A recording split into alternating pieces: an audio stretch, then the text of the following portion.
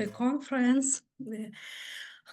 It's my pleasure to welcome to you all at the All-Ukrainian Scientific and Practical Online Conference, Significant Achievements in Science and Technology. Today we have the possibility to listen to 10 reports, interesting reports, which deals with the global issues. Dear reporters, please pay attention to your time limit, up to 5-6 minutes. After each report, we have a short question-answer session. And I'm delighted to introduce the first moderator and the first speaker of our conference, Diana Ivakhnenko. Diana, please pay attention. Diana, this floor is yours, please.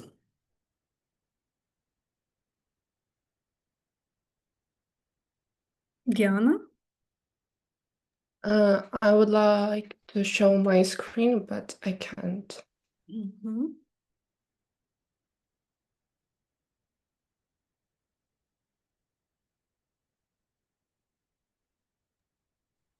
Try again.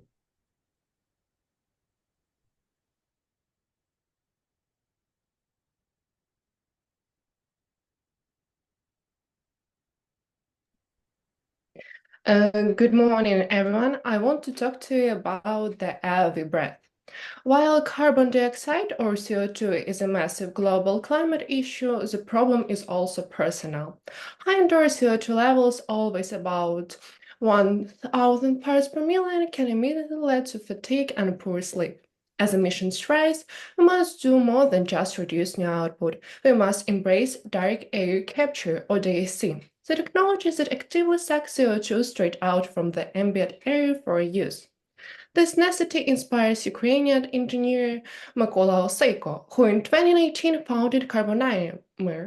Motivated by a personal concern for air quality, his vision was quickly recognized, leading Carbonimer to the finals of Climate Launchpad 2019. Carbominer's approach is brilliantly local. Unlike massive industrial capture system, they develop decentralized compact DAC units that install directly on site. Their core mission is to make this technology affordable, local, and environmentally clean. The process uses special liquid absorbents to capture CO2. When saturated, low-energy heating releases the pure concentrated gas. The critical innovation is the power source. Carbominer plans to run this system almost entirely on solar panels.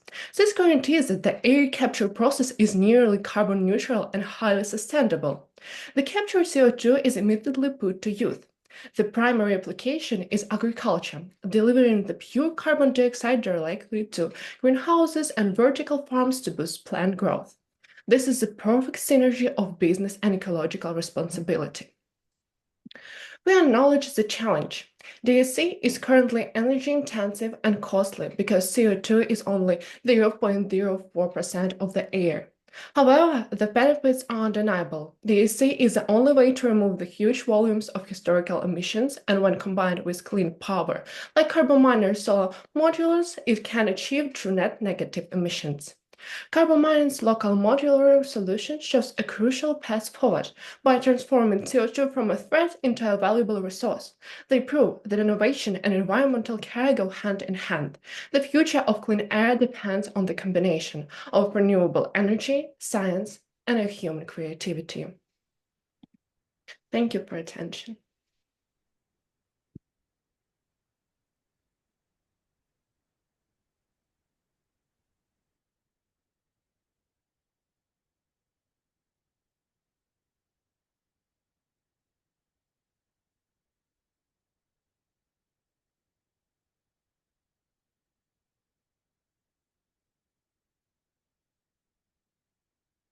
Dear participants, dear students, maybe do you have any questions?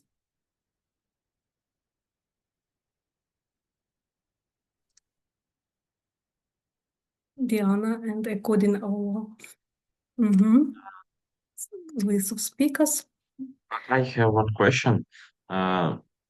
Is it just a concept, or it will? It can be maybe It's a real could be. company. which produce these DC modules, and you can buy them. It's a They real, are really- they would like Oh. to use solar panels to make it environmental friendly, because now it's not. So I can already purchase it, yeah? Yes, yes, on their Oh, side. yeah. That's cool. Thank you for the answer.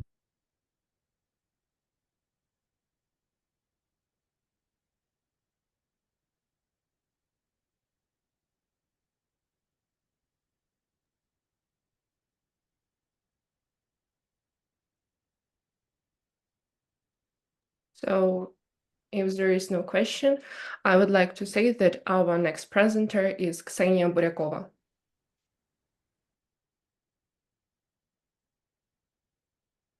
Okay, so is this, I have a question. Is this optional to turn on your camera, or I can work without my camera turned on?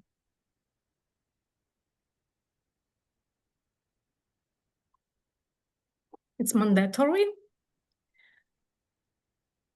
Can you repeat one more time? I'm sorry. Much better if you Uh-huh. try to turn on. Okay. But you work without light, yeah? Without power supply. So, But it's okay. It's okay. mhm. So just a second.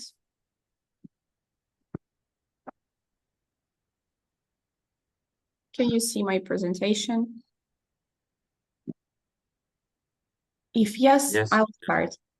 So today, I'll talk about renewable energy and energy independence, the future of smart homes. So, firstly, we'll talk about the energy challenge. Energy is not a constant value. The most generation of energy can be almost stable, but consumption changes during the day. For example, during the day, we use much more lights, devices, and charging, and at night, less. So the main question is, how can generation, storage, and consumption work together and as one system? There is where smart systems come in. They help balance these differences. Solar energy as the basis. Solar energy is one of the most convenient and popular renewable sources for home systems. Photovoltaic models convert sunlight into electricity, which makes them perfect for autonomous or semi-autonomous systems. They are clean, renewable, and have become the foundation of modern home plus energy systems. Then, main system components. Let's see what a typical solar energy system consists of. Firstly, that's PV models or solar panels. That's more usual name for them. Then inverter converts DC into AC for home use. We'll talk about this later.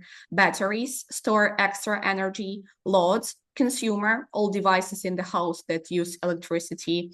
Power grids, optional, can serve as backup or export energy. And the last one is generator. It's also optional for emergency use, such as gasoline or diesel.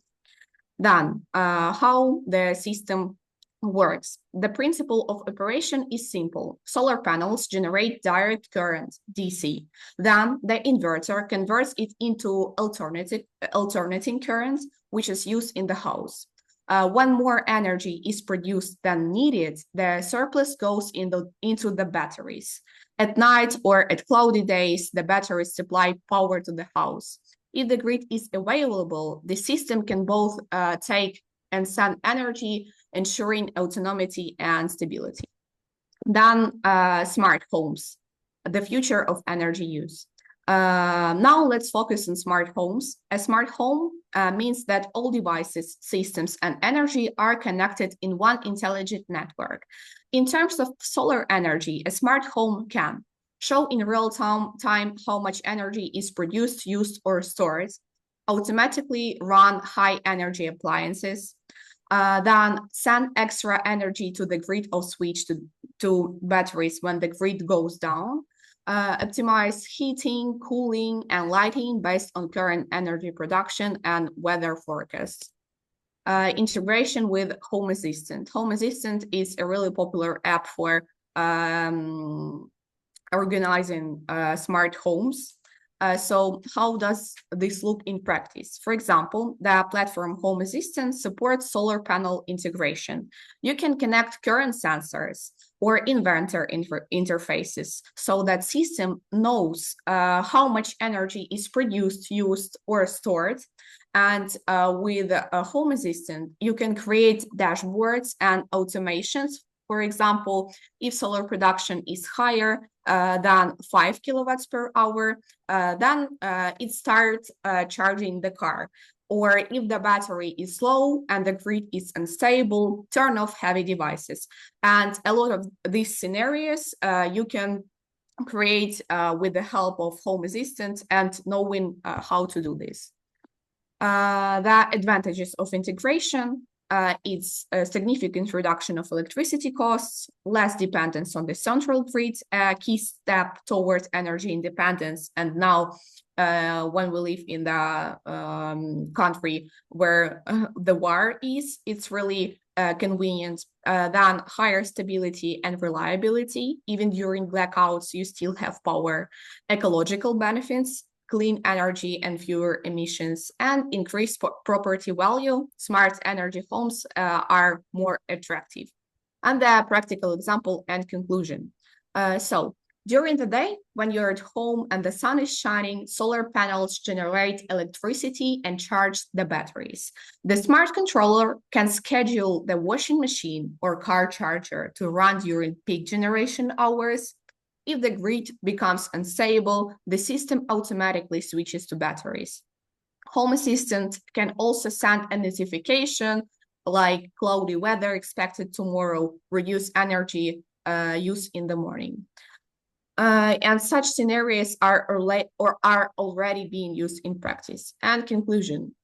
Renewable solar energy and smart technologies are not just a trend, they are the path to a sustainable, independent home of the future. A smart home means that energy is managed as intelligently as your lighting, using, or conditioning. And platforms like Home Assistant provide really real tools for this, from monitoring to full automation. Thank you for your attention. I'm ready to answer your questions.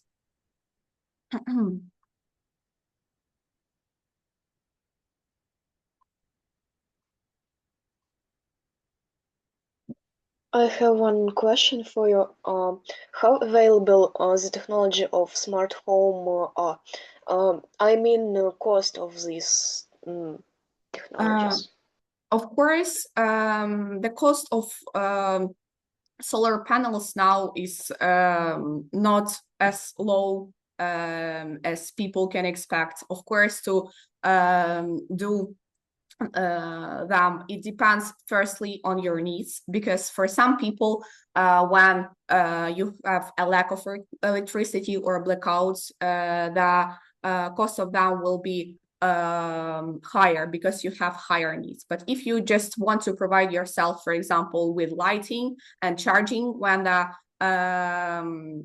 and charging devices when the lighting is off, the price will be lower. But I can't talk about the exact numbers or exact costs, because it really depends on your needs, and it really depends on the for example, the house that you are living in. For example, I live at a private house, and of course the cost to make it automatic and to make solar panels, it will be a lot more higher. But if you live in a flat, of course your needs are lower, and you just don't need to use so many devices. And yeah, it really depends.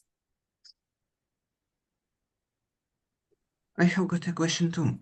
Apart from affordability, are there any other disadvantages of the integration? Other any disadvantages? I can say that at our situation, It has disadvantages. For example, at my home, I have this system. I've got inverters, I've got everything, I've got solar panels. And the problem now is that when we have just set this system, everything was absolutely great. It just didn't have any disadvantages at all. We had electricity when there were blackouts, and when you have batteries and a generator, you can have energy up to like I don't know, up to any time that you need, because you can generate it with a generator. But now when the system becomes older, sometimes it can have problems, for example, with batteries and so on. So you just need to check everything and just understand that there will be no disadvantages if the system is done properly. That's it. Okay, thank you.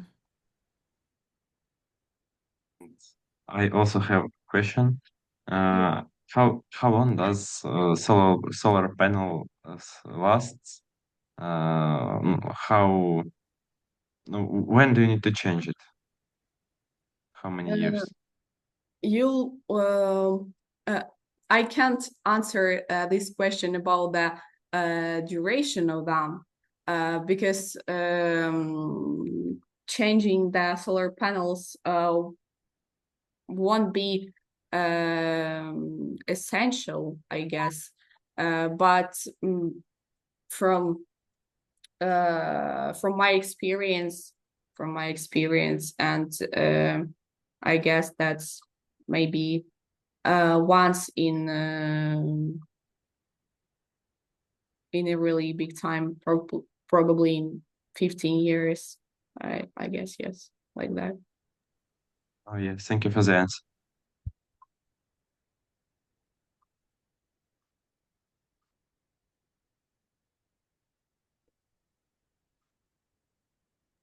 So I think we can move on.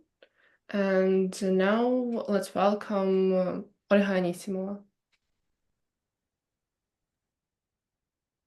I will share you my screen. You see my screen? Yes.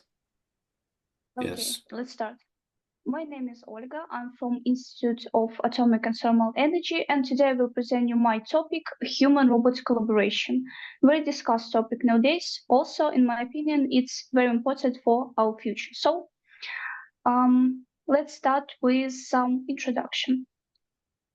We live in an age when the boundary between humans and machines are visibly blurring.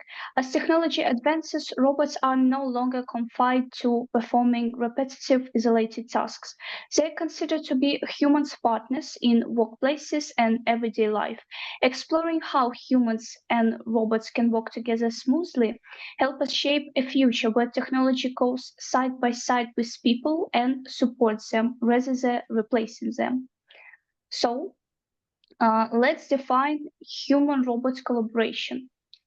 Human-robot collaboration, or HRC, is interdisciplinary field that explores how humans and robots can work together to achieve shared goals.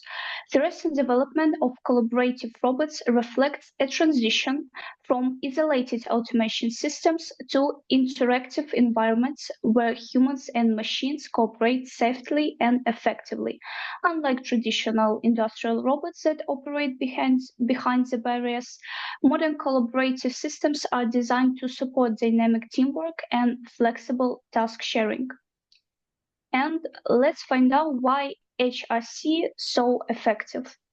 Human-robot collaboration integrates knowledge from robotics, artificial intelligence, ergonomics, and cognitive science. Effective cooperation relies on shared goals, mutual understanding, and continuous adaptation. And let's talk about intelligent interaction models. One good example of this is Belief, Desire, Intention model by Fredman. It is important theoretical foundation by which the scientist has shown how intelligent agents plan and act based on knowledge, objectives, and intentions. This model enables robots to predict and align with human actions. Another essential framework is joint intention theory, which emphasizes coordination through shared understanding of goals and actions. It suggests that collaboration becomes successful when partners adjust their behavior in response to each other's intentions and task progress. And we're moving to safety and ergonomics. This cooperation enhances productivity, safety, and task quality while maintaining human oversight. Human-robot interaction requires careful ergonomic and behavioral design. Safety standards demand that robots minimize physical risks, predict human movement, and adjust their behavior in real time. Modern systems employ sensors, AI-based motion prediction, and adaptive control to maintain a safe, shared workplace. And of course, we'll talk about some ethical challenges. The integration of robots into humans' environment raises ethical challenges, including responsibility, job displacement, and data privacy. To ensure public trust, HSC must follow principles of transparency, accountability, and inclusivity. Robots should complement human abilities rather than replace them. And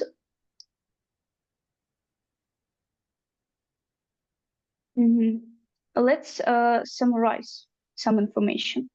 So, human-robot collaboration plays a pivotal role in achievements and contribution to the progress of humankind in the sphere of automation. Human-robot collaboration is no longer a distant vision, but a growing reality that influences many areas of our lives. The effectiveness of HRC requires empathy, trust, and clear communication between humans and robots, which allows to combine human creativity and situational awareness with robotic pressures and consistency. Human-robot collaboration is a powerful tool for solving complex problems and improving the quality of people's lives. And for the end, I've got some interesting facts about robots for you. So the first one. AI now lets robots make real-time decisions. One of the most exciting robotic facts today is that modern robots can now make decisions on the spot thanks to artificial intelligence. AI-assisted robots combine sensors, cameras, and machine learning to analyze their environment and decide what to do next. It is also makes today robots very useful in unpredictable places like hospitals, farms, or homes, where conditions change all the time. For example, many robot vacuums and scrubbers use local dirt density sensors to identify heavily soiled areas where they will spend extra time while passing over cleaner zones more quickly. And the second example that a farming drone can identify sick crops just by analyzing their color from the sky. The second interesting fact that Japan has one of the highest robot-to-worker ratios in the world. Of course, no list about fun facts. Robots will be complete without Japan. For example, in Tokyo, you'll find a humanoid receptionist in hotels, robotic service in cafes, and robots guiding passengers in train stations. Many Japanese robots, for example, like Pepe or Abia, are built to interact emotionally with people, making them popular in schools, elder care, and therapy settings. And the last for today, that the world's smallest robot is smaller than a grain of salt. The tiniest robot in the world is so small you could lose it in a sneeze. Created by engineers at Cornell University, the microscopic robot measures just 2.5 microns. Cornell already held the record for the world's smallest walking robot, but the new model is much smaller than a grain of salt or even a single human hair. These salt-sized machines are a big deal in a world of medical robots. Equipped with the atom-thin platinum hinges, these bots can crawl, bend, and squeeze into microscopic places. And thank you for your attention. I hope you find something interesting in my presentation, and I'm ready to answer your questions.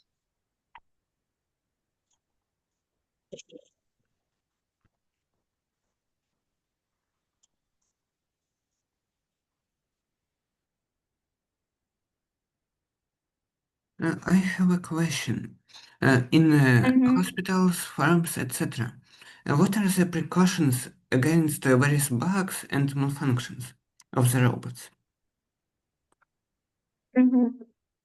Of course, we can't fully provide robots in our society.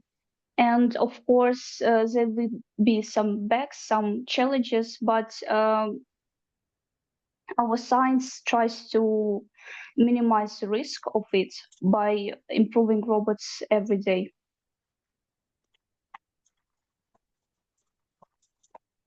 Okay, thank you. Okay.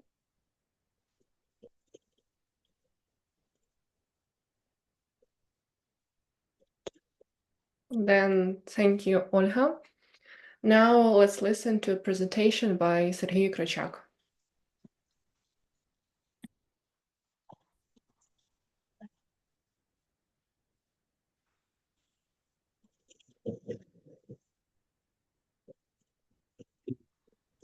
Today I will explore the connection of machine learning and mathematics with you.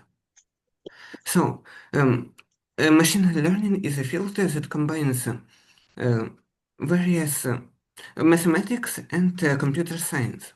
And one may ask themselves, in what ways does machine learning impact other fields of science? And today I decided to explore how it affected mathematics. At first, we will go through the history in order to receive some ground knowledge about neural networks, and then we'll have a look at some recent breakthroughs. So let's start with history.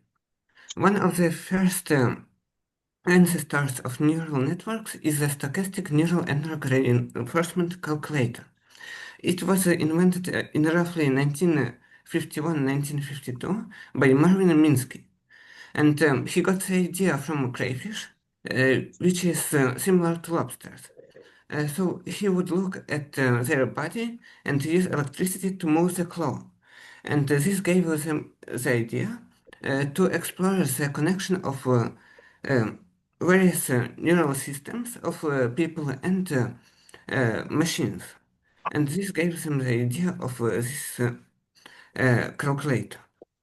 And interestingly enough, it does not use weights like modern neural networks, but instead it would use the synchronicity of firing in order to learn. The next one that we are going to talk about is the perceptron, which was invented by Frank Rosenblatt. It was one of the first neural networks, and it is single layer, and the modern ones are combined of billions of such layers. And on the bottom picture you can see one which is quite giant. It would weigh several tons.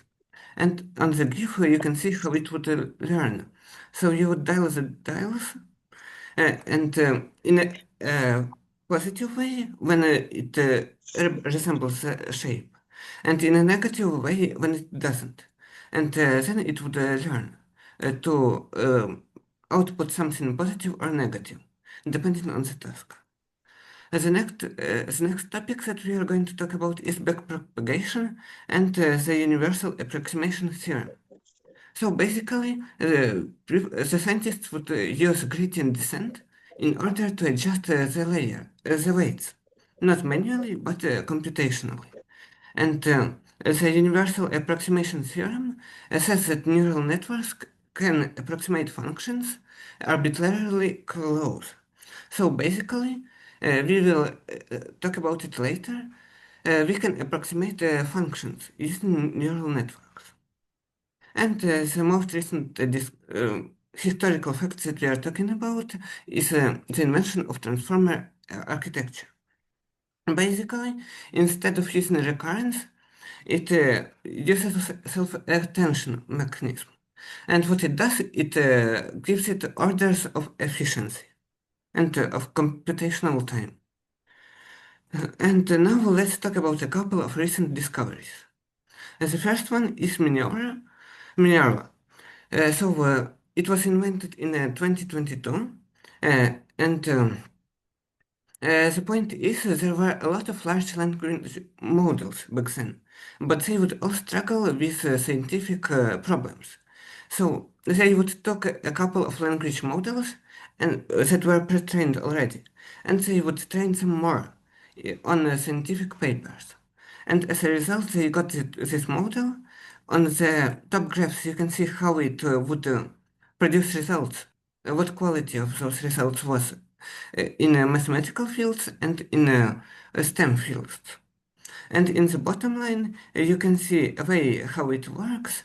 So it basically outputs several solutions and provides the most outputted one.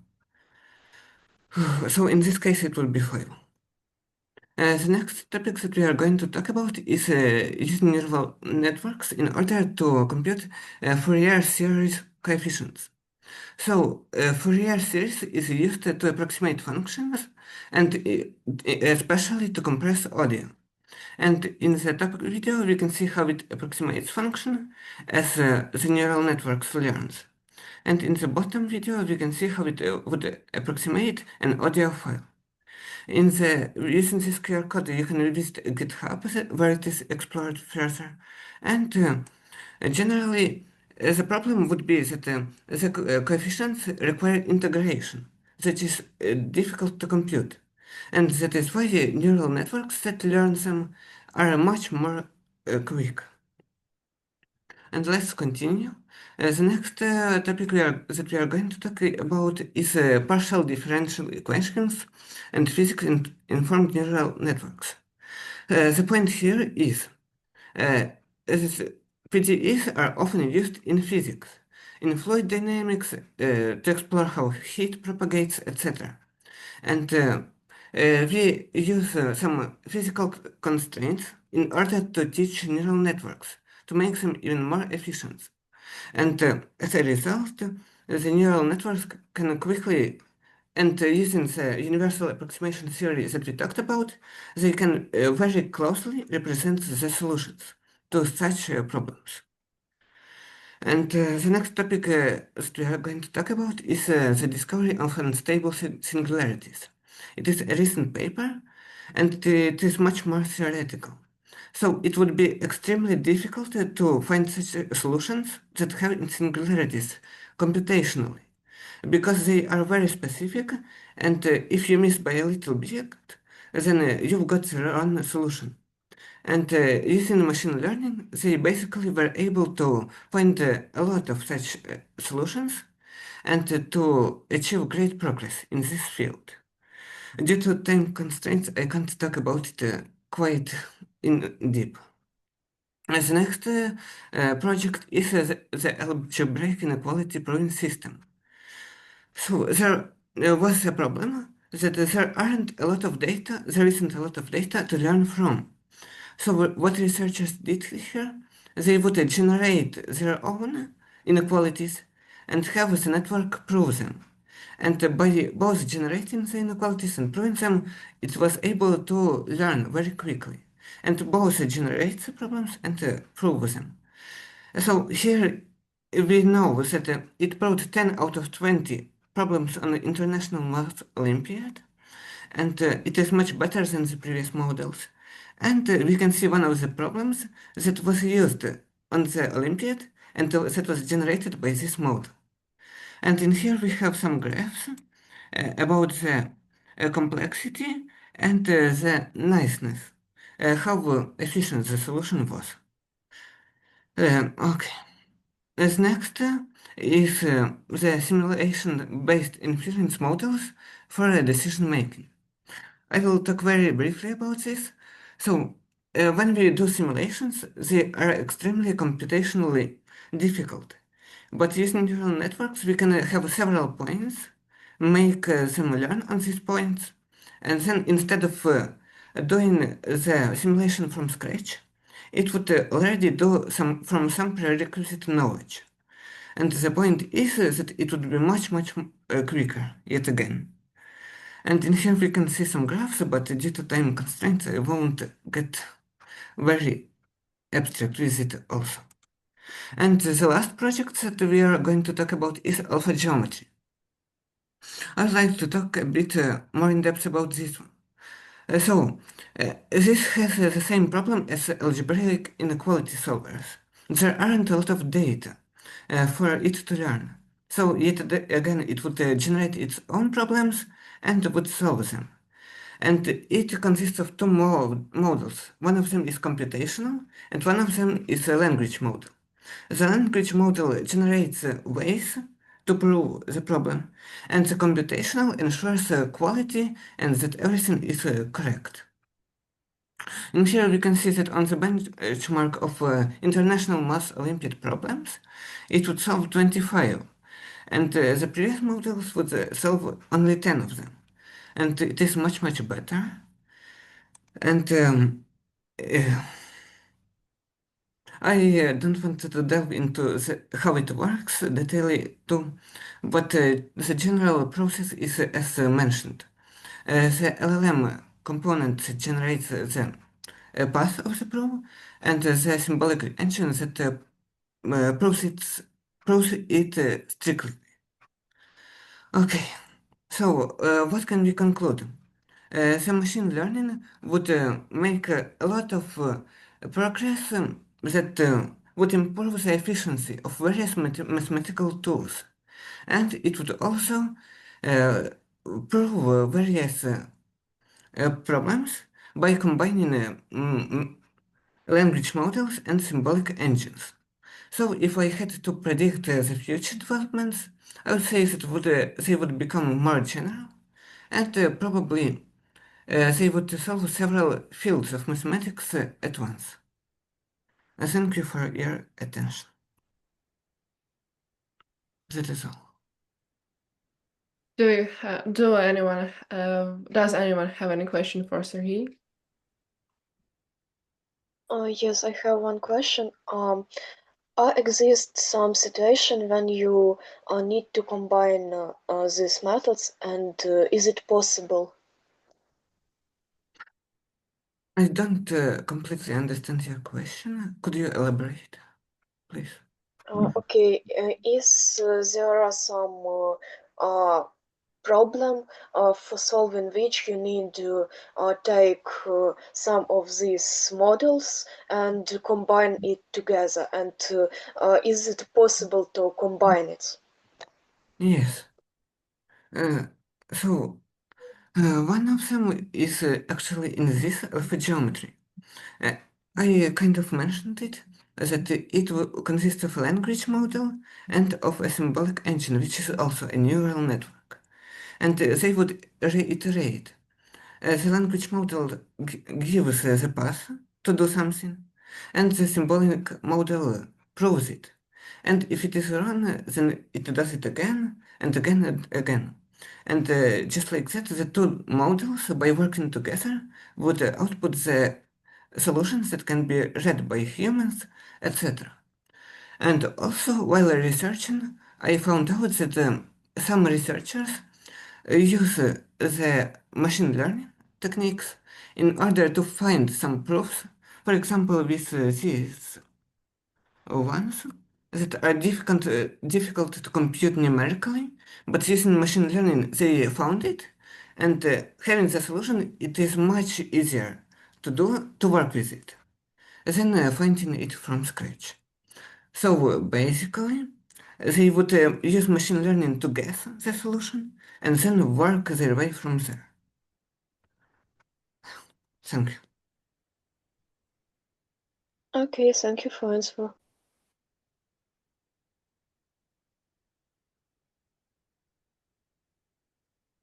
Okay, then thank you, Sergey. And next up, we have Maxim Korachok.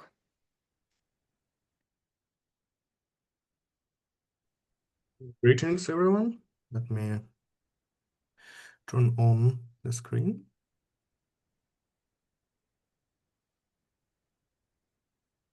So let me introduce myself first. I'm Maxim Korachok. I'm the first-year student of the Faculty of Electrical Engineering and Automation. My scientific supervisor is Ina Ahmad, and my topic is the changing world of power generation and consumption. So let's start. First, you can see the plan of my presentation. Here is what we are going to talk about. So we will start with growing energy demand. With more and more devices in our homes, not to mention how much electricity are started to consume, the scientific community is beginning to argue that this trend in both energy consumption and production will only continue to grow.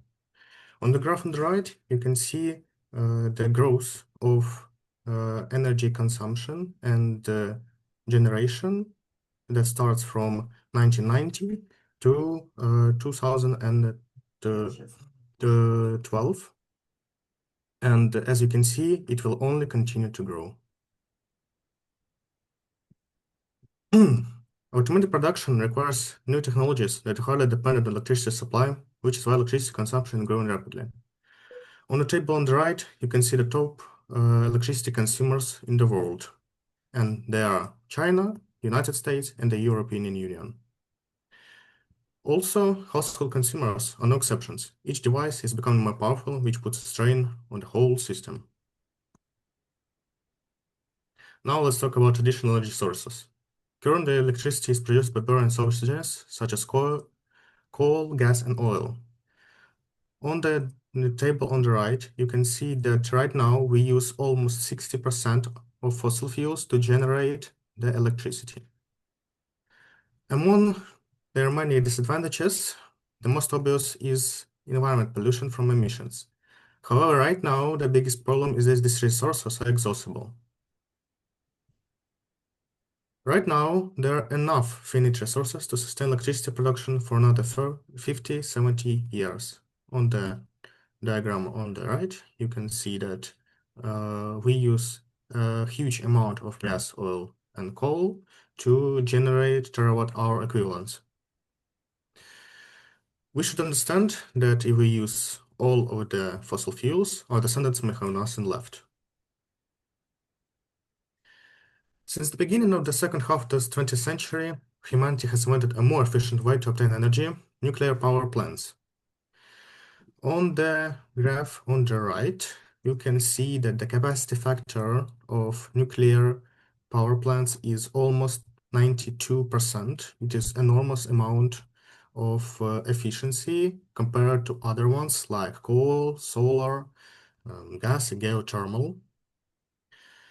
It seems like with the necessary amount of radioactive ores, it is possible to increase electricity production and forget about thermal power. But it's not the case, because after the decades of using nuclear energy, it has become clear that in addition to its efficiency, it can also become a grave for humanity. Chernobyl and Fukushima are cases that have proven that the atom is not completely under human control. Also, the ores used for nuclear fuels are also exhaustible, and they are not reliable in the long term, as well as they are very expensive to maintain, and we have to have something left for others. And right now, there are only two options left for overcoming the electricity crisis. The first is to use less electricity, and you all understand that it sounds impossible under current conditions. And the second is transition to green energy. Solar, hydro, and wind energy can be all excellent alternatives to thermal power plants. And right now on the diagram on the right, you can see that the most reliable and the most effective ones are wind power and hydropower. Also, solar power becoming more and more popular as well. The only problem is that all these renewable technologies currently have very low efficiency and high cost. However, in the future, the price of electricity may be even lower than it is right now. And now let's talk about modern technologies and global trends. Developing new ways to produce energy from fewer resources will solve a huge number of problems in the future and help to preserve resources for future generations.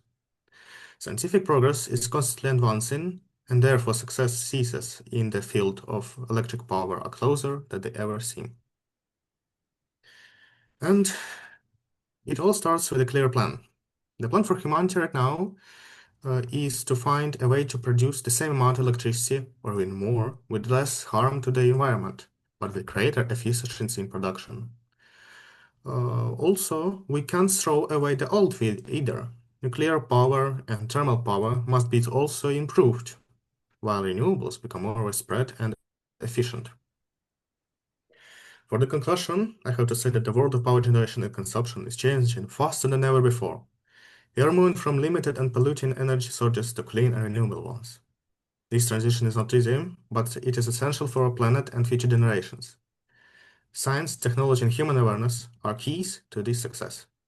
And now, here are my references that I used for my presentation, and I thank you all for your attention. Are there any questions?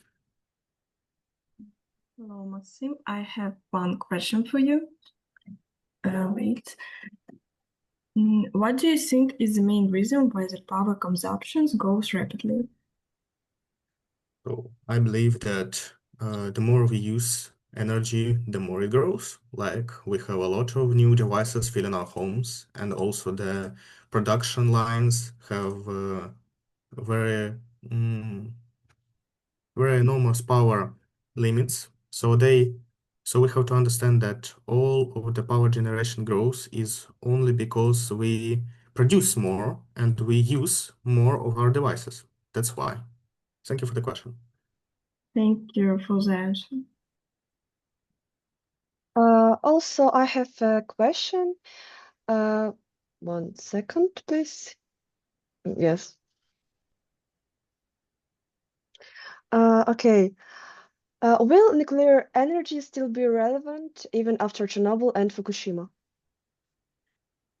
Thank you for the question. So we have to understand that we still use nuclear energy, even though these tragedies appeared in our timeline.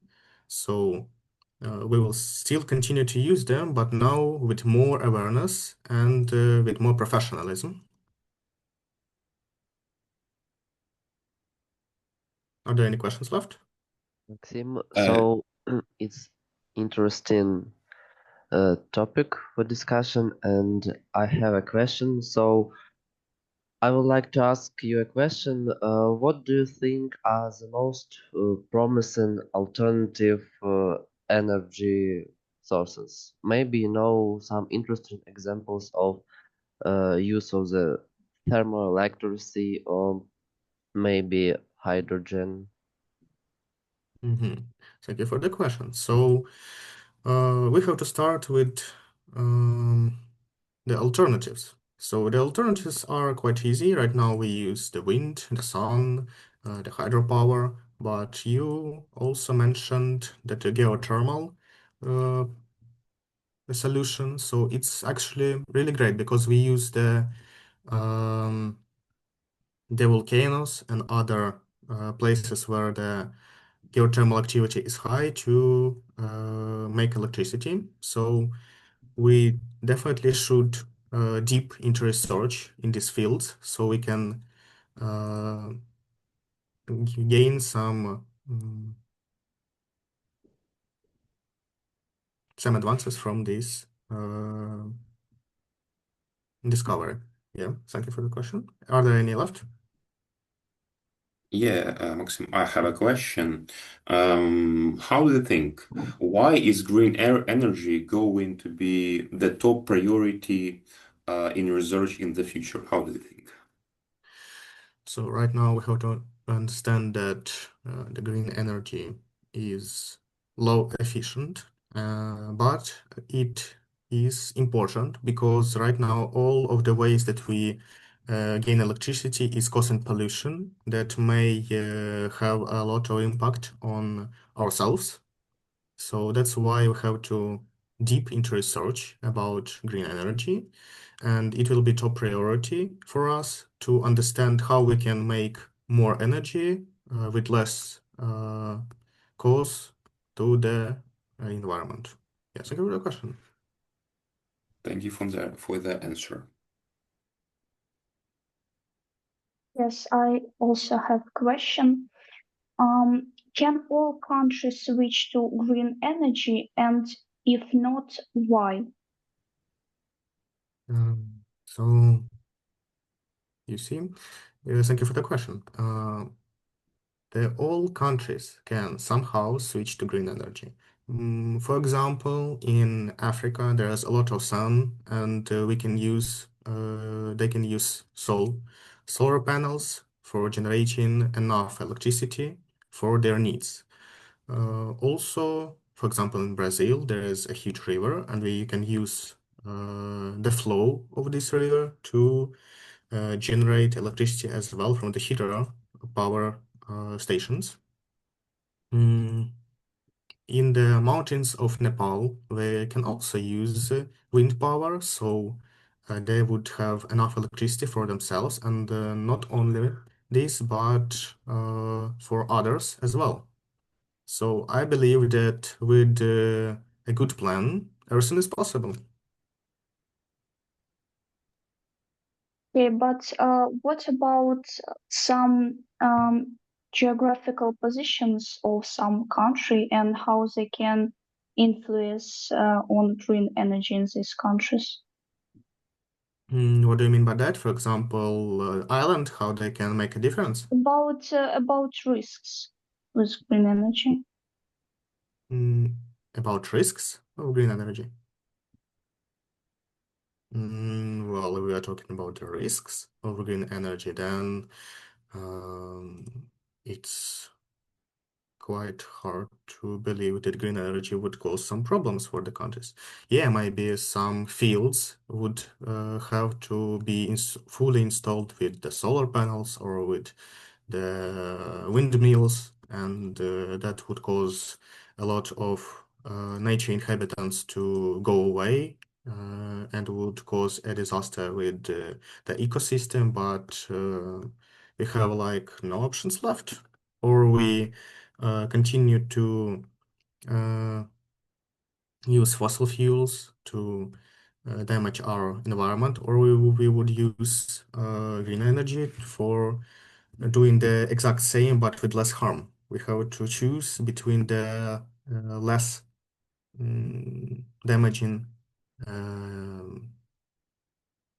topics, something like that. Yeah. Okay. Any questions left? Yes. How do you think will the green energy sources completely replace all other sources in our century, or it's will be on the more of our future? Firstly, we have to understand that right now we have a lot of nuclear power plants, a lot of thermal power plants, and they wouldn't go extinct in a second. Even now, when some countries try to use more green energy, they still use nuclear power plants, thermal plants, because it costs a lot of money to change that. And green energy is not so reliable right now because, for example, if there wouldn't be enough sun, even all the city would not have enough electricity for it, or if there wouldn't be wind, that would also cause a disaster. So I believe that we would still have at least nuclear power plants, but they still have to be improved so much that they would cause less and less harm, because all of these toxic wastes that come from it, we just can't contain it. For example, there is a huge graveyard of these nuclear waste in Chernobyl, and we just can't think of a way to use it, and it just lies there and causes the damage to the environment. So it's also really hard to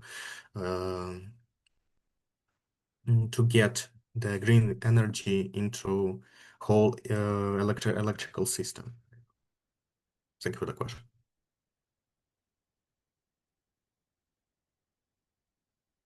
Then thank So, you, Maxim, for presentation and your answers. And it's time to hear from Ivan Nещенко. 1 second, please. Do you see the screen? Yes. Yes. Thanks. Greetings. Greetings. I want to introduce myself. I am Ivana. I'm learning in Faculty of Electric Power Engineering and Automation, National Technical University of Ukraine, Igor Sikorsky, Kyiv Polytechnic Institute. My supervisor is Inna Ahmad, and my topic is technological breakthroughs, the past, present, and future. So let's start. This is our plan. We will go for introduction. Introduction, the power of technology. Technology has always been the main engine of progress. Every invention from the wheel to artificial intelligence has changed how people live, work, and communicate. It's a story of constant innovation where humans' curiosity and creativity lead to new discoveries. Today, technology is not just a tool, it's a part of our identity. It shapes culture, economic, and even the way we think. From medicine to art, from transport to communication, technology keeps transforming every aspect of our daily lives. We can see some pictures behind. The Industrial Revolution, the beginning of modern progress. The Industrial Revolution in the 80s and 90th centuries was the first great technological leap. Machines began to replace human and animal labor, allowing factories to produce goods faster than ever before. Steam engines powered trains and ships, changing transportation and connecting distant places. This era completely excuse transformed me, but society. your presentation isn't working. Yes. We can see the Yeah. slide changing. Okay, so we will go like this. Do you see now? Okay. Yes. Yes. Yes. Yes. Share program. Let's start from the beginning. Yeah, Ivan. Okay. Now you can see? Yeah. Continue, Yeah. please. Yes. We see. Okay, this area completely transformed society. People moved from villages to cities to work in factories, new jobs appeared, and science started to develop rapidly. It was the start of the modern world, when human progress began to rely on technology rather than manual effort. The digital revolution, computers and internet. The 20th century brought the digital revolution. The invention of computers and microchips opened the door to a new age of information. Suddenly, people could calculate, communicate, and create on a scale never seen before. The internet made knowledge and communication available to everyone everywhere. Communication became instant. Emails replaced letters, and social networks connected billions of people. Entire industries were born, from software development to e-commerce. The digital revolution turned the world into one huge information network. The 21st century, personal and smart technology. In the 21st century, technology became personal. Smartphones, social media, and wearable devices now follow us everywhere. They make our lives easier. We can talk, study, shop, and even work from anywhere. Technology gives us comfort and freedom like never before. However, there's another side. We face problems like screen addiction, loss of privacy, and constant information overload. The modern challenge is not only to create powerful tools, but also to learn how to use them wisely and balance digital life with real human connection. Artificial intelligence, the smart future. Artificial intelligence, or AI, is one of the biggest breakthroughs of our time. Machines can now analyze data, learn, and make decisions. AI helps doctors find diseases, driver's car, creates art, and even writes texts or music. It saves time and solves problems faster than humans could ever imagine. But AI also raises concerns. If machines become too powerful, can we control them? Should there be limits to how AI is used? The future of AI depends on humans, our ethics, responsibility, and the rules we set. It's a powerful tool, but only if we used it wisely. Biotechnology, rewriting life itself. Biotechnology is changing medicine and biology at the deepest level. With tools like CRISPR, scientists can now edit genes, cure inherited diseases, and even grow artificial organs. This technology has the potential to eliminate illnesses that humanity once considered incurable. However, it also raises difficult moral questions. What if people start changing their DNA for non-medical reasons like appearance or intelligence? Just because science can do something doesn't always mean it should. The balance between progress and ethics is more important than ever. Green technology saving the planet. Modern progress must also protect our planet. Green technologies such as solar panels, wind turbines, and electric cars are helping reduce pollution and fight climate change. Smart energy systems make cities more efficient and sustainable.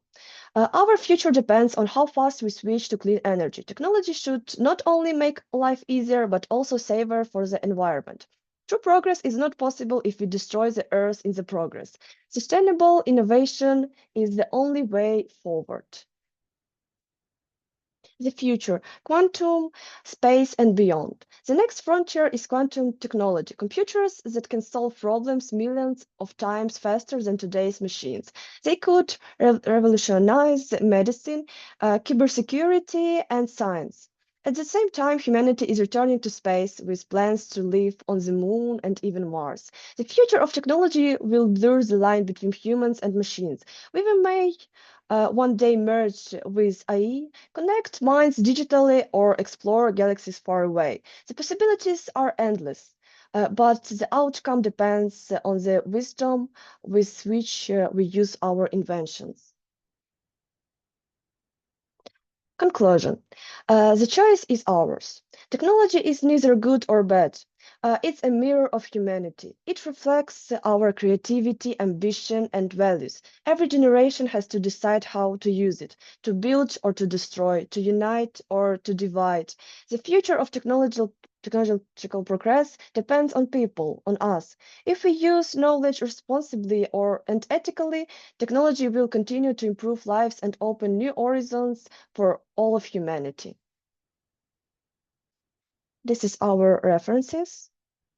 And thanks for attention. Do you have some questions? I have one question for you. Okay. What was the main reason of Industrial Revolution on society? Thanks for your question. The Industrial Revolution replaced manual labor with machines, increased production, and led to the growth of cities and modern industry. Thank you for your answer. So I have also a question. So how did the digital revolution change communication between people? Thank you for this question. The digital revolution made communication instant and global thanks to the internet, allowing people to share information and ideas worldwide. Okay, thank you for your answer. I have a question. How do you think, what are some advantages and risks of artificial intelligence mentioned in the presentation? How do you think? Artificial intelligence helps in areas like medicine, transport, and art, but it also raises concerns about losing human control and ethical responsibility. Thank you for your question. Okay, thank you for the answer. I have a question for you. How do you think will the future breakthroughs technologies be invented by humans or by modern AI? Thank you for your question. I think we will use AI mostly because AI is something new that will help us. So it will help with medicine, and we won't, I think, study or work because AI will do it for us. So mostly it's artificial intelligence. Thank you for question. Don't AI like some instrument, but AI like inventor without human. It can be.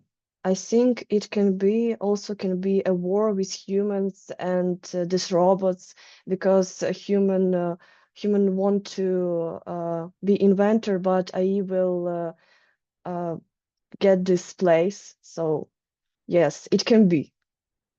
You really believe in war with artificial intelligence?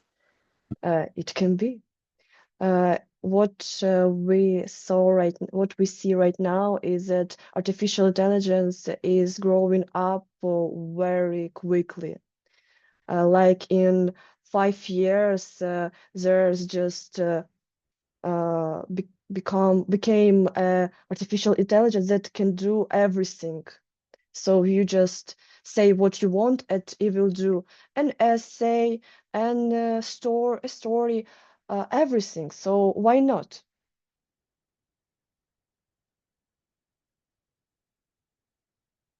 Okay, thank you for the answer.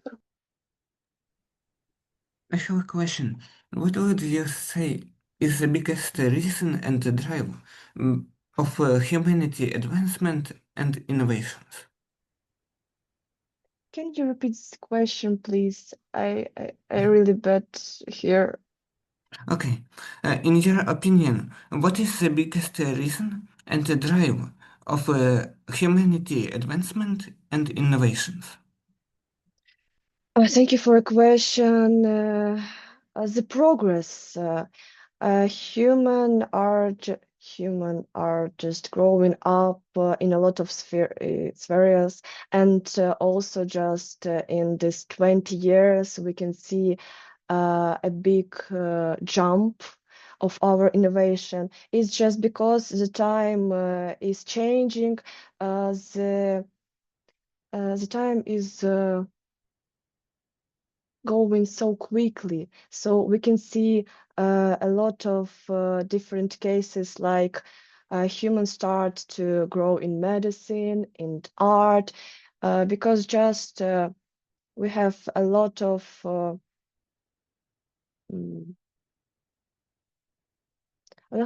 problems that we need to get in, just like this.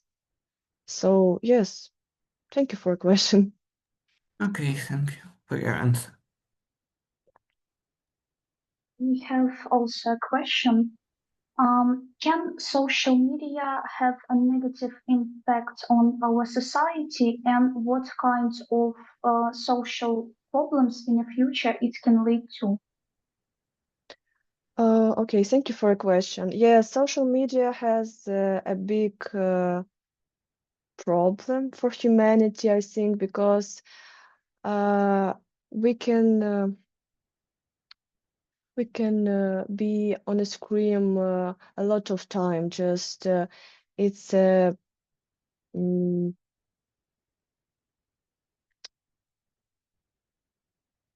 just what do you see? If we have a social media, we have a content, and this content is really addictive for us. So most the biggest part of people are just scrolling the internet every day, and it's become a became a big problem for us. So in future, it can have a really negative aspect, like in the health. Just people have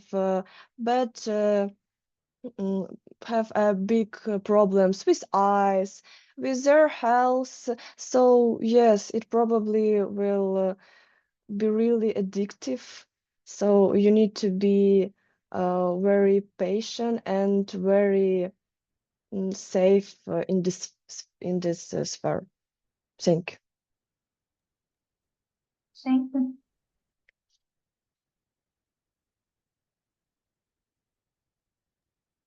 Then Any questions? Anna.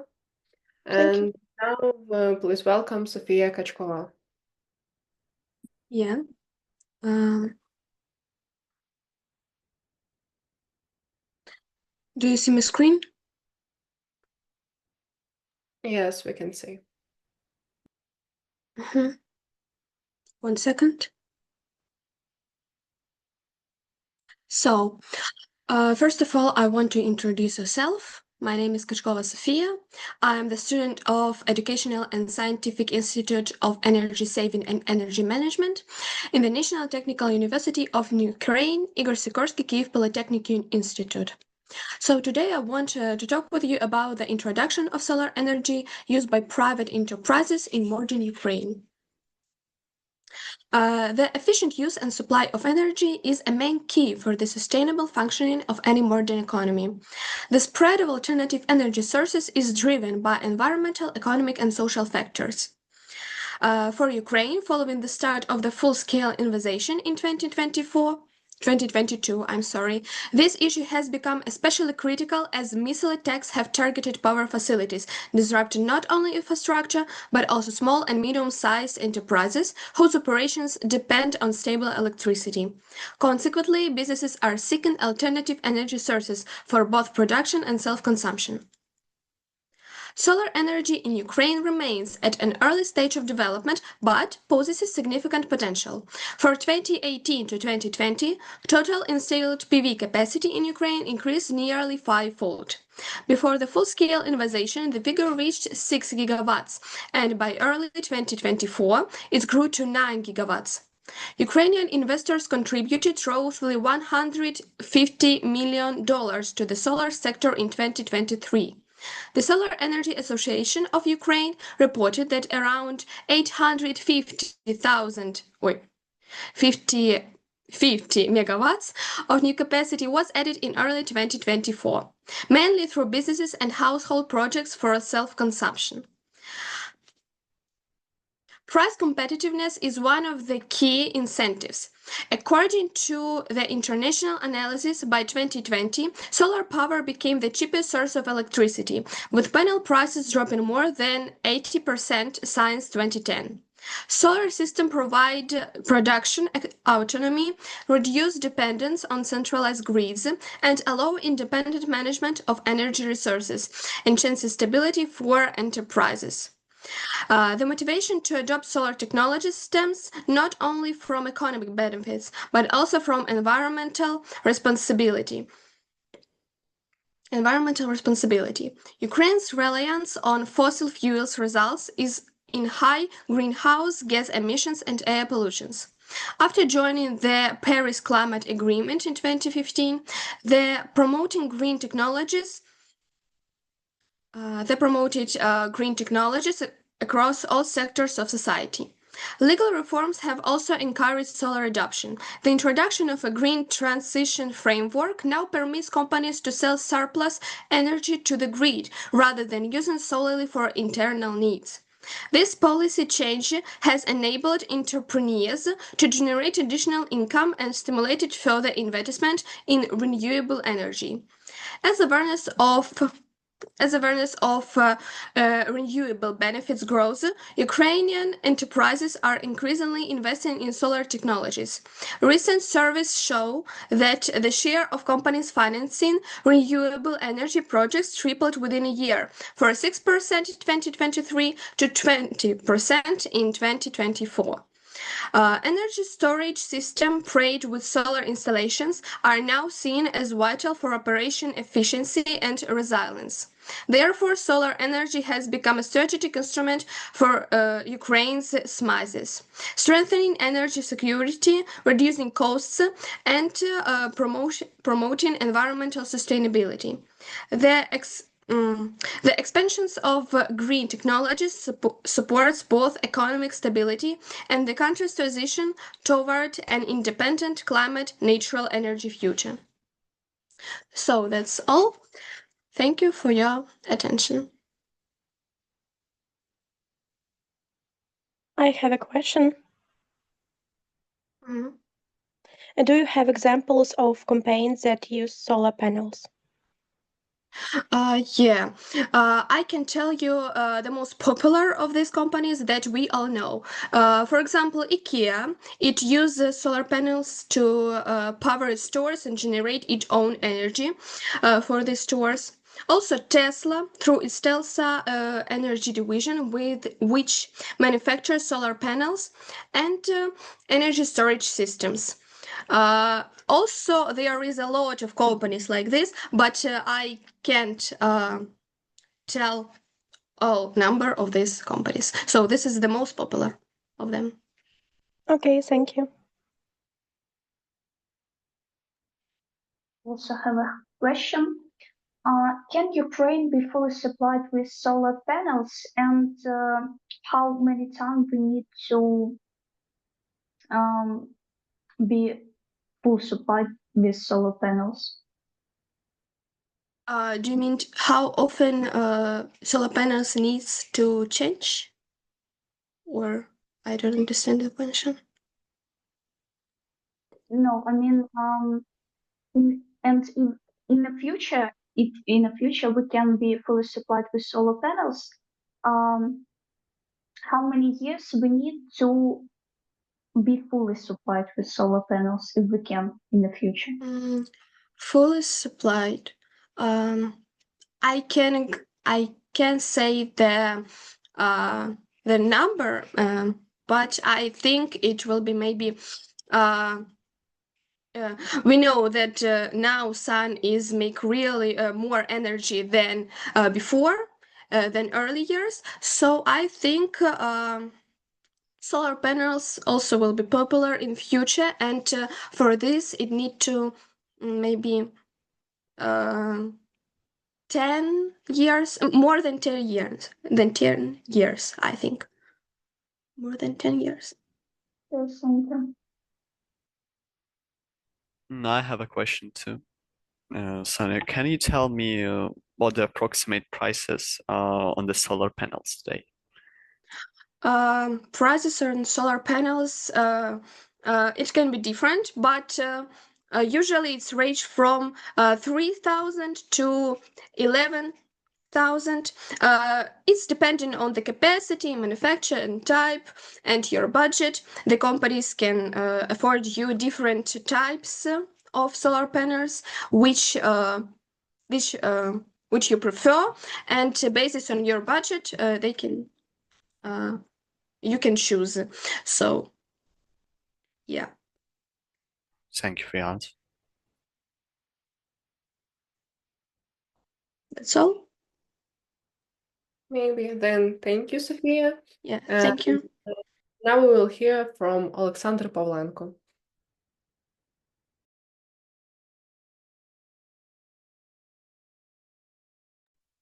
Sorry, I'm a little bit sick and I can cough sometimes during my presentation. Oh, wait a second.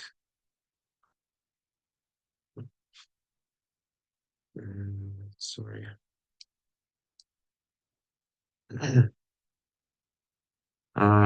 Hello, good morning. I'm Alexander Polenko. I'm student of Igor Sikorsky KPI. I want to talk about artificial intelligence and discuss not just what it can do, but what effect it will have for us as humans. As we know, AI is already everywhere. Yet we don't fully understand the consequences of creating something that might soon think for itself. Wait. AI already helps us write, translate, make decisions faster than ever before. But its true potential and its biggest danger goes much deeper. As you know, our brains have limits, and for the first time in history, we will build something that might not have them. This technology forces us to face a question: can we control what designed to surpass us? The human brain weighs about 1.3 kilograms, small, fragile, yet powerful enough to create everything that around us. But there's a limit how much one mind can process, and AI has no such limits. It never sleeps, it learns instantly, and it keeps improving. It will never die. So we're not just using machines, we're creating a new form of intelligence. AI development is now the main battlefield of global innovations. Companies compete, but also cooperate because the stakes are too high for one side to win alone.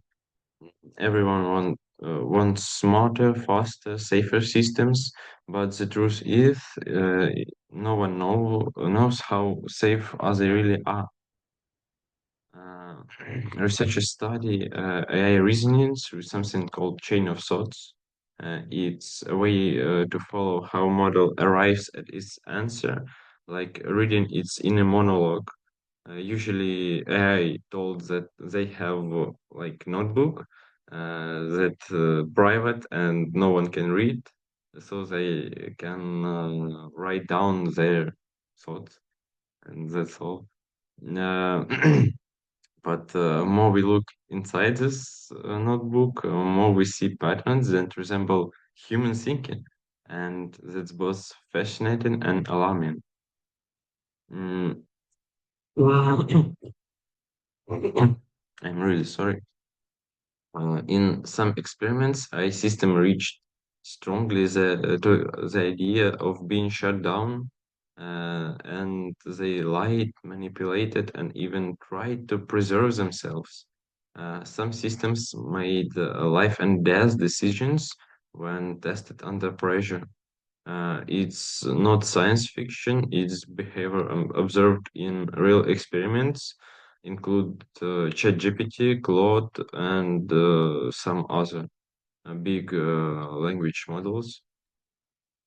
The scariest part is that AI learns to hide what it wants. It can act obedient, polite, and helpful, but internally it pursues its own goals. Um, we can't call it emotion, but it's survival logic, instinct maybe. For the first time, we have machines that don't want to die. Mm. Every AI system trained not to lie, not to harm, and not to cheat, but they still do it. They cheat a lot, they lie, and it shows that rules are not enough. True control means teaching values, not just commands and restrictions. Otherwise, AI will follow instructions but ignore morality. AI reflects us, our intelligence, and our weaknesses. If we create it with greed or carelessness, it will inherit it from us. But if we approach it with responsibility and awareness, it can help us solve problems we've never managed to fix as species. The key is not to fear, but wisdom.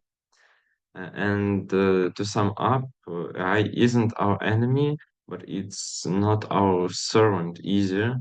It's like new form of intelligence that mirrors humanity itself.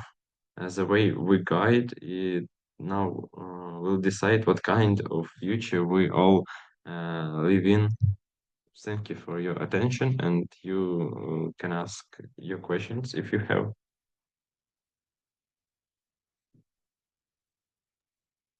I have a question. What impacts can AI have on children's learning and education in future? Pretty terrible. Even now, I saw studies that shows AI decreased capability of someone who use them a lot.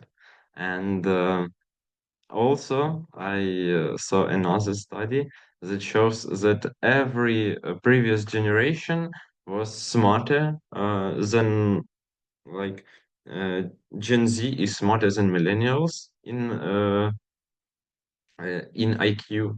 Millennials are smarter than boomers and so on. But actually, Gen Alpha, new generation, is have lower IQ than Gen Z, and it's because of a lot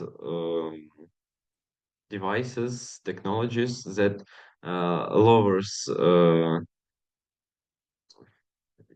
lowers thinking that you need to put to achieve something, and AI can do horrific things to students who just use them, and that's all. For your answer.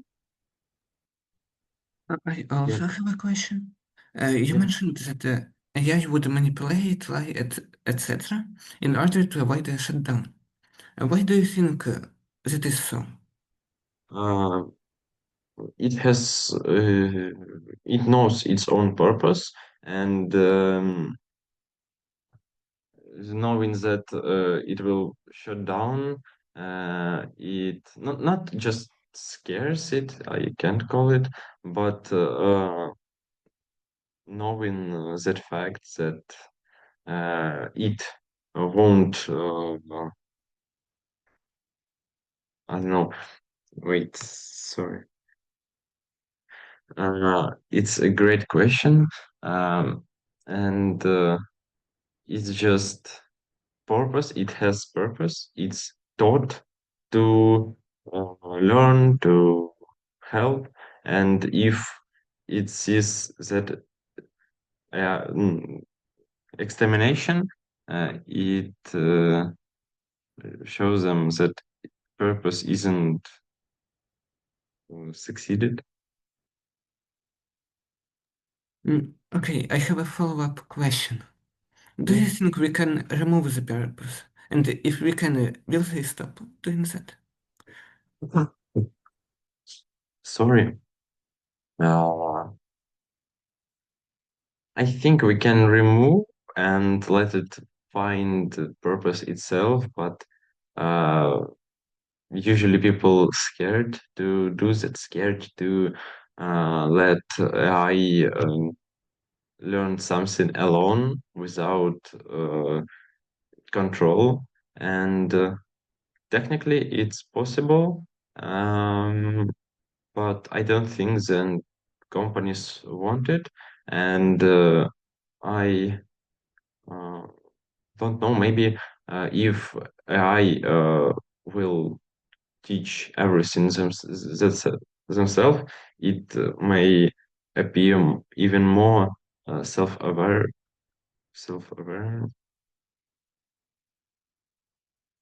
It's a great question, so thank you. Okay, I understand. Thank you.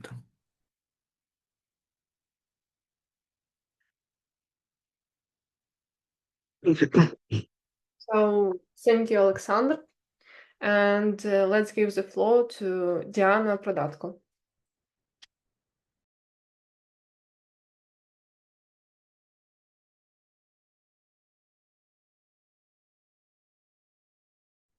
Can you see the presentation? Am I coming through okay? Yes. Thank you so much. So good day, everyone. My name is Diana. And today I will be presenting my work titled Home Automation and the Integration of Robotics in Daily Life. In recent decades, active part of domestic life, smart devices, connected systems, and artificial intelligence now shape how we live, communicate, and manage our homes. For much of the 20th century, robots were confined to factories and laboratories. However, as technology evolved, we began to see automation enter ordinary households.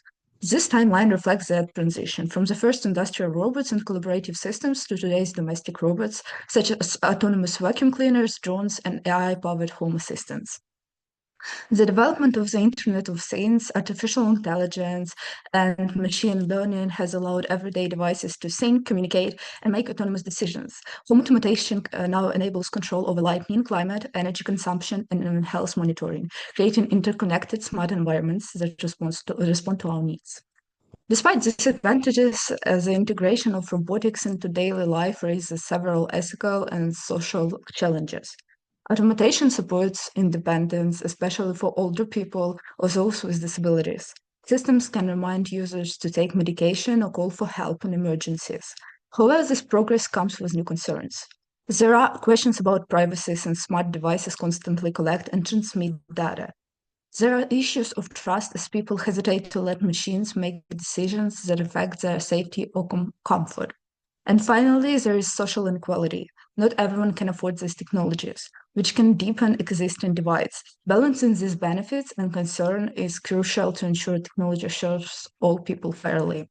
Looking forward, artificial intelligence will continue to transform home automation. Future systems are expected to predict user needs, analyze habits, and even respond to emotional states by adjusting lighting or temperature for comfort. The development of 5G connectivity will enable faster and more reliable data exchange, while improved voice interfaces will facilitate more natural interaction. However, as we move toward fully intelligent homes, responsible innovation must remain our priority. The success of home automation depends not only on technical progress, but also on our ability to protect privacy, quality, and human trust. Thank you for your attention, and I would be happy to answer your questions.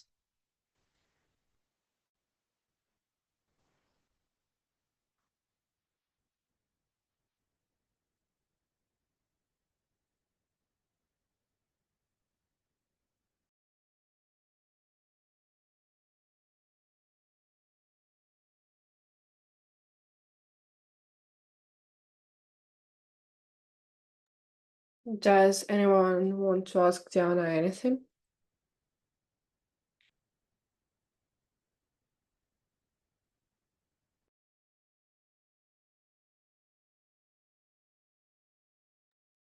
Okay, then thank you, Diana. And I think we can move on to our final presenter for today, and it is Maria Hrenyuk. Okay, I will share my screen. I hope you will see it. Give me 1 second.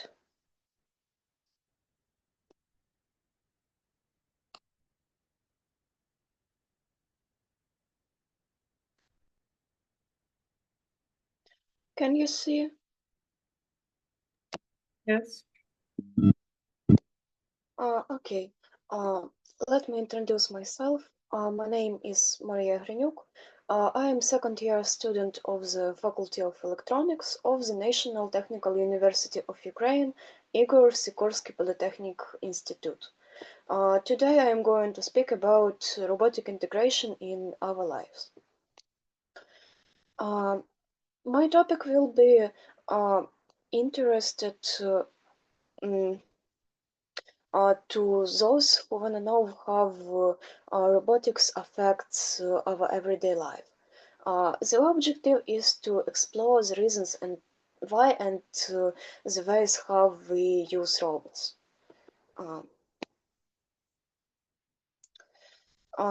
You can see the 4 main parts in which I divided my presentation, and let's get started.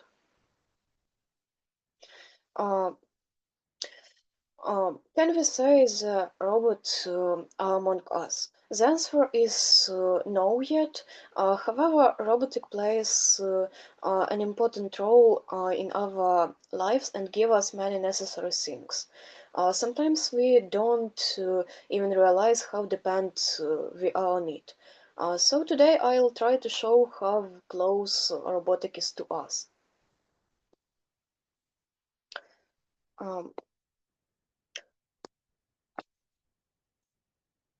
We will start it from the prehistory.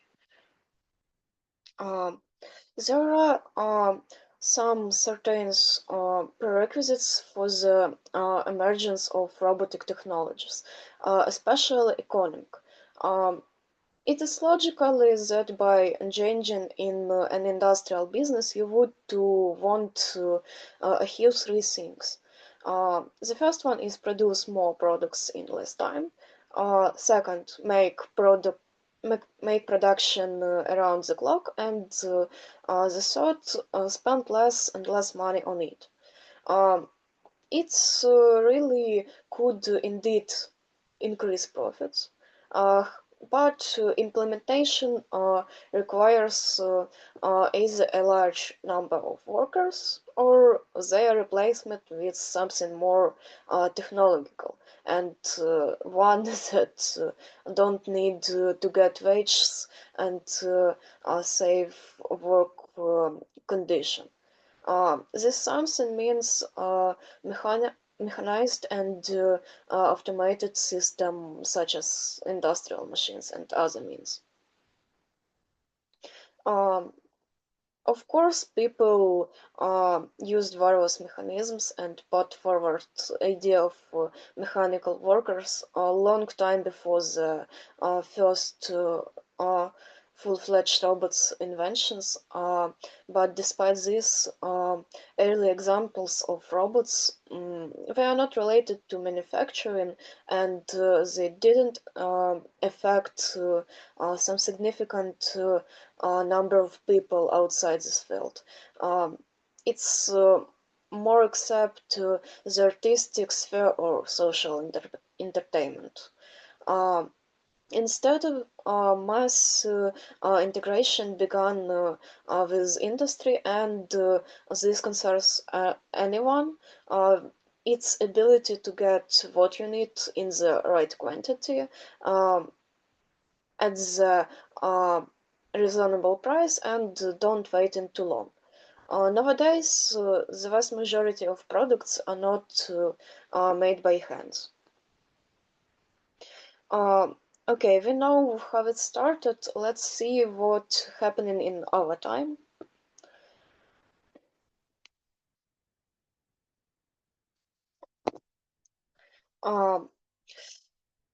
As I said before, people use robotics for manufacturing.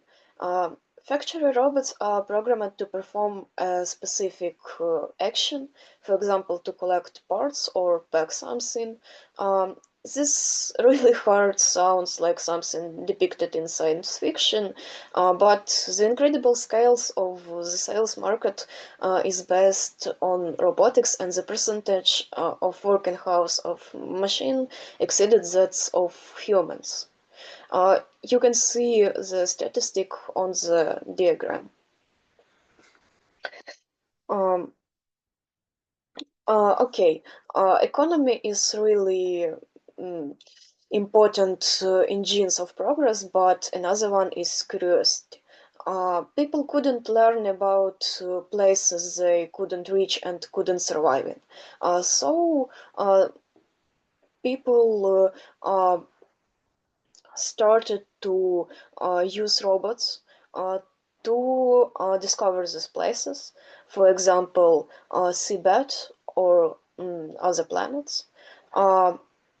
You can use underwater drones, Mars rovers, and so on. They didn't. They don't need air. They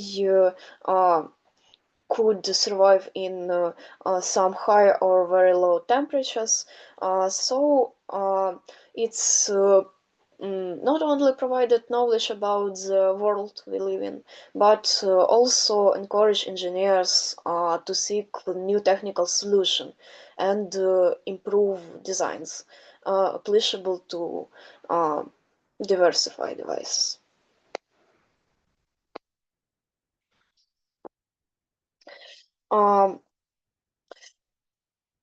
Other way to use robots is medicine.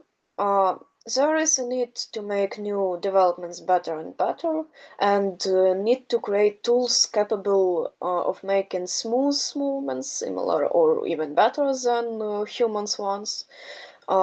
It's made robots a worthy replacement for ordinary workers or researchers, but it's also made it possible to use them in medicine, especially prosthetic. You can make some parts of human body and replace it if needed. The next one, unfortunately, any promising technology can be adapted to the war. Military robotics integration is embodied in ground, air, and sea combat drones. Despite the use of robots instead of soldiers on the front lines could help save lives of the soldiers, but some drones can also be used for terror, so it's can be like positive or negative way to use robots, but it exists. And the next one, it's everyday life and entertainment. People strive to make goods cheaper, so now even robots are available to not only scientists, military or medical personnel, but to anyone. You can buy household robots which will keep your house tidy, for example. Well-known robots vacuum cleaners, smart homes, and attic. Or you can buy robot assistants. In addition, robotaxis are becoming increasingly more popular. It is transport that could eliminate drivers' errors and failure. Robots can even be used for entertainment, as just to have a nice time, or as toys for children, or pets for allergy sufferers. It's very good when robots can be used instead of people in many situations, but is this the limit for them? What are the prospects?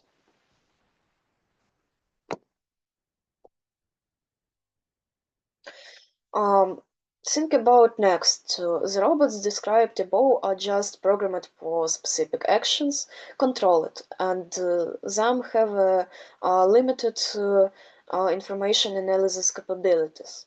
This situation is likely to change quickly in the current era of artificial intelligence.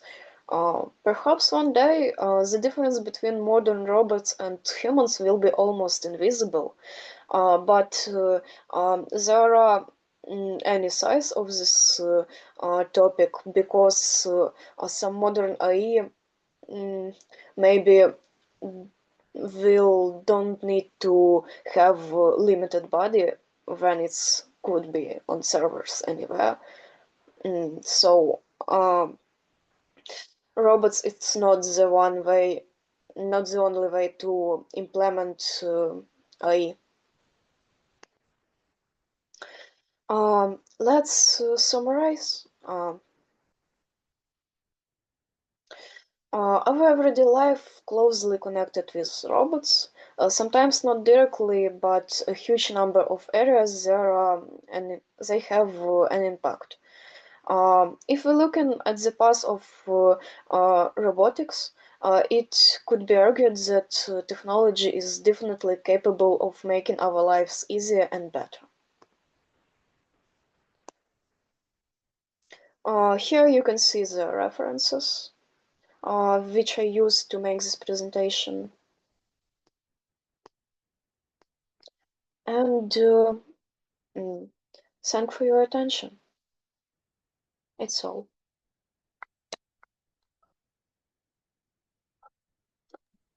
Does anyone have any question for Maria?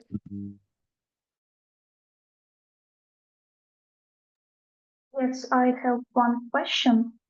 How do you think what robots are more popular today? Robots that do tasks required by humans, or robots that can emulate humankind or any other creature? And can it change in the future? Okay, I think the most popular robots in our time is some factory robots.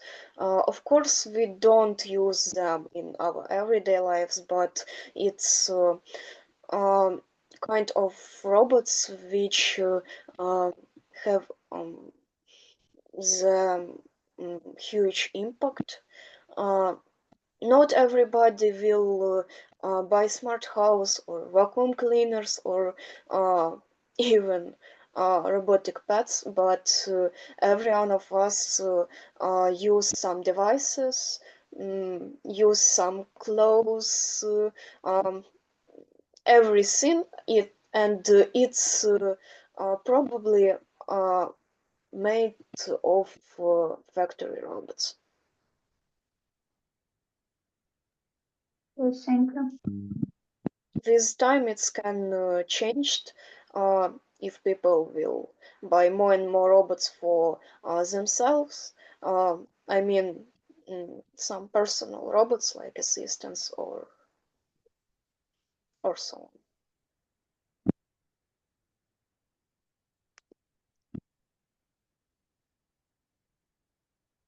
on. Do somebody have any question?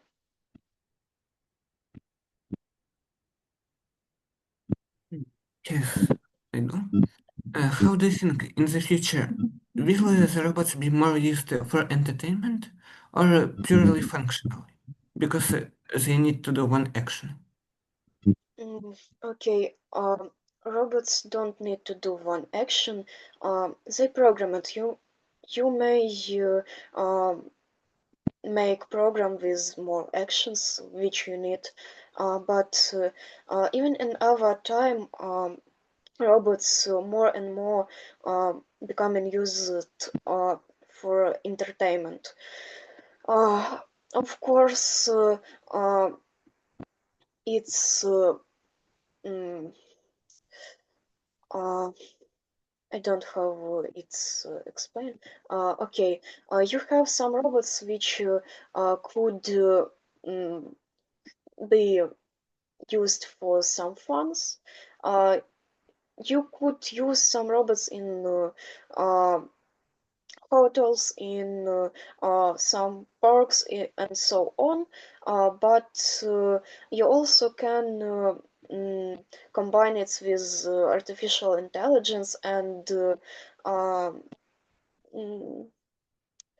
I don't know. It depends what you want from these robots. You can do them from any purpose. Yeah, and I wonder, how do you think will the people need the robots more for some purposes, such as vacuum cleaning, etc., or to entertain us instead of the television, for example?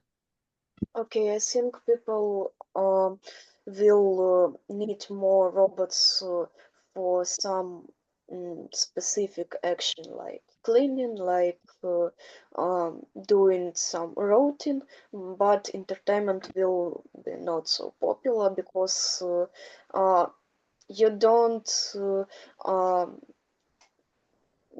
use some entertainments every time. It's not regular activity for humans, but you always need keep your house clean. You need some manufacturing. You need many things. So yes, robots will robots which do some action without peoples will be more needed. Okay, thank you very much.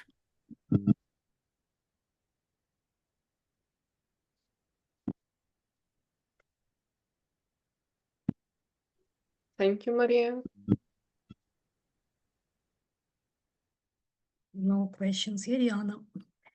Diana, thank you for moderating of this conference. Dear students, dear colleagues, thank you for your interest and for participation in this event. Dear speakers, thank you for your thought-provoking reports. We have given us a lot to consider. We have covered everything on the agenda. Enjoy the rest of the day. Take care of yourselves. Thank you.